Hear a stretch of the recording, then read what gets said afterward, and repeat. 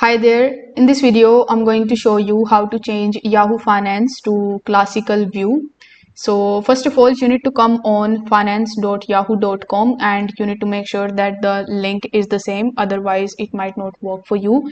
So you need to come on finance.yahoo.com link, and once you are on this page, you need to just scroll down a bit and try to find the classic view or switch to classic view option. This would be most probably in this section, so you need to simply try to find that option. Once you are able to find that, you need to simply tap on it, and this way you will be able to get the classic view of Yahoo Finance. But you can see here that that option is not available.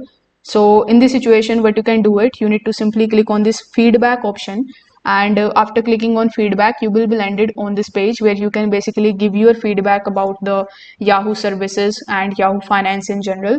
So over here, you can just tell them that you want the classic mode back, or you prefer the classic mode here in the feedback, and then your feedback will be sent to the Yahoo customer service, and they can specifically do it for you, or they can roll out a new update in the future where they can add any of the options in the setting, where with the help of which you will be able to convert between the latest mode and the classic mode.